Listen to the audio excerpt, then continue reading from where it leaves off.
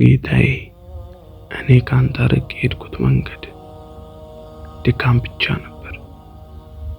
አዎ እኔ ካንተ ርቄ የሄድኩት መንገድ እረፍት የሌለው ህይወት ነበር።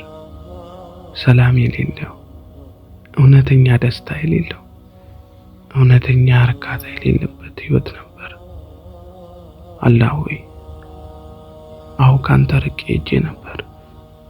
ፍጹም የከለከልካቸውን ነገሮች ተዳፍሬ ካላዘዝከኝ ቦታ ውዬ ህይወቴ በጨለማ ውስጥ ነበረች። እንደዛ ሆኜ በሳጭ ነበር። ህይወቴ አልሰመረልኝም። የተመኘሁትን አላገኘሁም እያልኩ በሳጫለሁ። ህይወት ለኔ ድካም ብቻ ሆና ነበር። ሞላ ስል እየጎደለ፣ አገኘሁ ስል እያጣሁ፣ ተነሳሁ ስል እየወደቅኩኝ።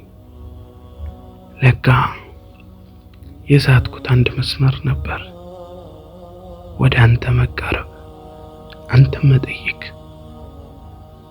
አዎ ካንተ የራቅኩት መንገድ ድካም ብቻ ነበር። ካንተ ውጭ የመረጥኩት መንገድ ጨለማ ብቻ ነበር።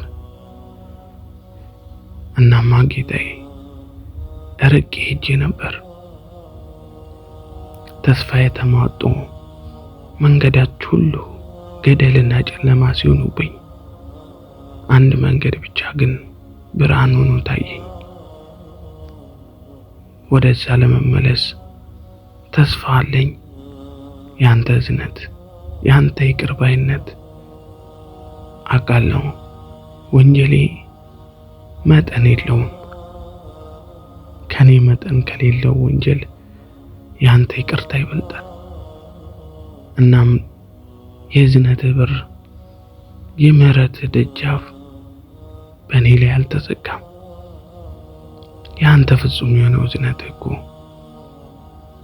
ፍጹም ነው። እናም ወደ አንተ ተመለስኩ። አላህ ሆይ ያለፈ ኃጢአቴን ምረህ ቀሪ ዘመኔን ታዛዥ ባሪያ አድርጋ ኑረኝ። ከወደድከው ቦታ የምውል፣ ከጠላሁና ከከለከልከው ስፍራ የምርቅም አድርገኝ። አላህ ሆይ ያለፈን የጭልመት ህይወቴን በብርሃን ቀይርልኝ። በደስታና በሐሴት በኑር የተሞላም ህይወት አኑረኝ። አላህ ሆይ ምህረትና እዝነት አይለየኝ። ጌታዬ ሆይ ካንተ ከሚያርቀኝ ነገሮች ሁሉ አርቀኝ። አላህ ሆይ ወደ አንተ ከሚያቀርቡኝ መንገዶች መልካም ወደሆኑ መንገዶች ምራኝ። አላህ ሆይ እዝነትና ምህረት አይለየኝ። እውነተኛ መመለስን፣ እውነተኛ ተውባን ወፍቀኝ ያ ረቢ።